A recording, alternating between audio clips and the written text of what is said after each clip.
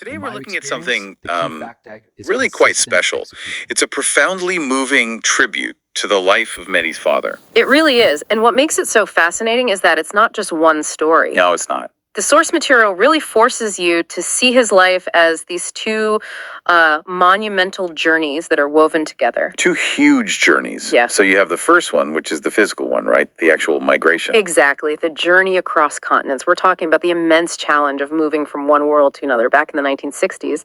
But then there's the second journey. The journey across hearts. That's it. The journey across hearts. The spiritual work of building a community, of integrating and creating this powerful legacy in a brand new place. Right. And to really get the scale of that first step, we have to, I think, set the scene. The story starts in Hyderabad. A place known for tradition, for dignity. A very specific kind of community. So leaving there in the 60s, that was a huge deal. Our mission today, for you listening, is to really pull out the insights from this one life. We want to look at determination, at service, and this incredible power of building bridges between cultures. And what's so interesting is how the source frames the destination. The UK isn't presented as this, immediate reward. Not at all. It's a challenge. And that tells you that the internal resources he brought with him, his values, had to be just as strong, maybe even stronger than his will, to just get there physically.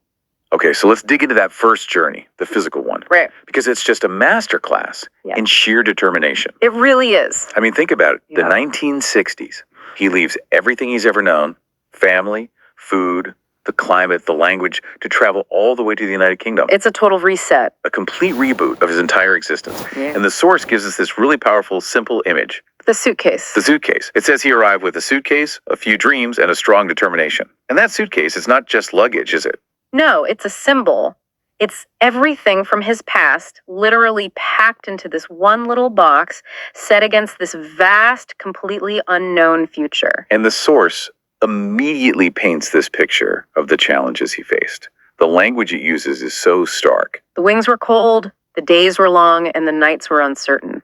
And that word cold, I mean, you have to assume that's more than just the British weather. Oh, absolutely. It's a metaphor for the cultural distance, for the isolation, for that feeling of being an outsider in a place that really wasn't built for you. We tend to romanticize these stories sometimes, but that phrase, uncertain nights, that really grounds you in the reality of it. It does. It shows that determination wasn't, a one-time burst of energy to get on the plane. It was the daily grind of just showing up day after day, not knowing if it would ever pay off.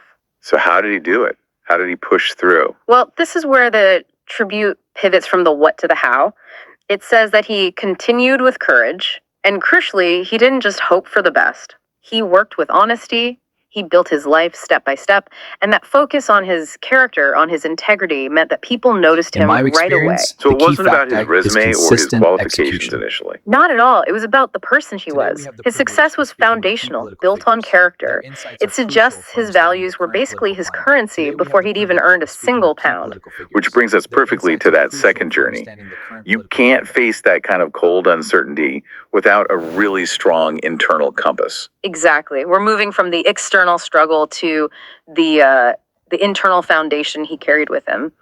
The source is very specific about the values he brought from the Shia Muslim community in Hyderabad. What were they? It lists 4: patience, service, respect, and humanity. And these weren't just nice ideas.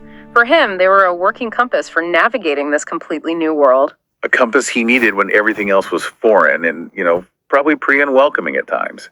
He didn't just adopt a new culture. No, he let his own values guide his approach. That's an act of self-definition.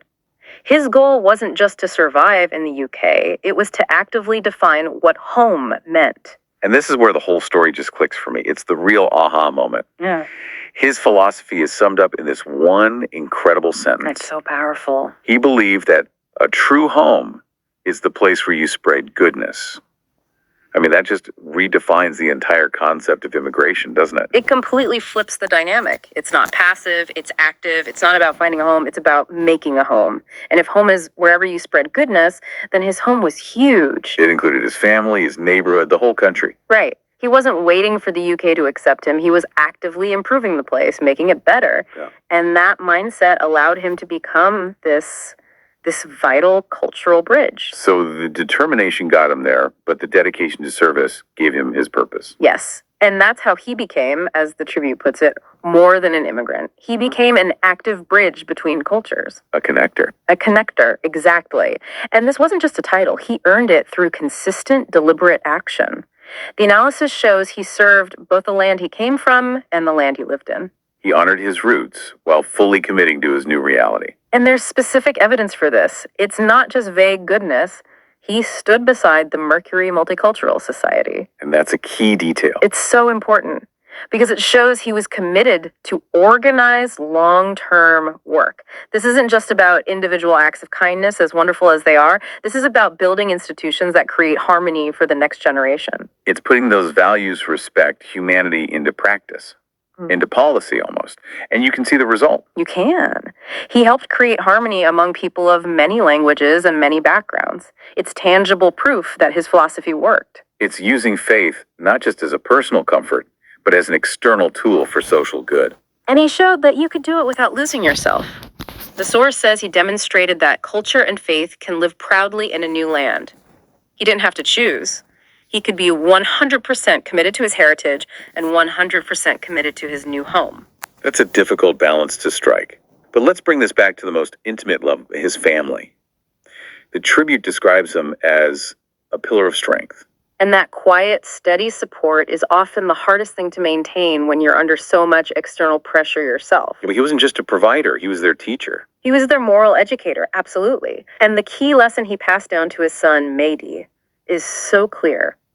Real success is measured by kindness and service. Which completely shifts the focus away from the typical immigrant success story, the one measured in money or property. It does, maybe because material success was so hard to come by in those early days. By defining success morally, he gave his children something they could always achieve. They always had the tools to be successful. They always had kindness and service to give. Exactly. That is his enduring legacy. He showed his family and his community that the values he brought from Hyderabad could not just survive in the UK, but actually thrive and enrich the whole society. It's such an incredible lesson. And when you pull it all together, the lasting memory of this man isn't about a job title or what he owned. No, it's all about character. He never gave up. He lived with faith. Mm-hmm. And this is the most profound part for me. He treated every human being with dignity. His actions left a mark. That's why the story is so powerful. It's that combination of grit, integrity, and active compassion. He came from Hyderabad to the UK with what the source calls simple dreams. But he left this world as a symbol of unity, strength, and compassion. And that journey from simple dreams to symbol is the mark of a truly meaningful life. The physical journey ended, but his story, his influence, it clearly continues. It does, and that's the key takeaway. His legacy is alive today in 3 specific ways. The lessons he gave, which still guide his family, the people he helped whose lives are better because of him, And the community he strengthened. and the community he strengthened through his work with groups like the Mercury Multicultural Society. It's a clear blueprint for how a life can continue to have an impact. It's just amazing how much we can draw from one tribute. We've looked at a man who mastered 2 incredibly difficult journeys, the raw, physical one, and the complex spiritual one. Thank you for diving into this with us. My pleasure. So we'll leave you with a final thought to consider, based on what we've discussed. When it comes to defining one's true home, which trait is more valuable? Is it the sheer determination you need to overcome the struggle and the uncertainty? Or is it the profound commitment to service that actively builds a community and spreads goodness? Which one truly builds your foundation? Something for you to mull over. We'll catch you on the next deep dive.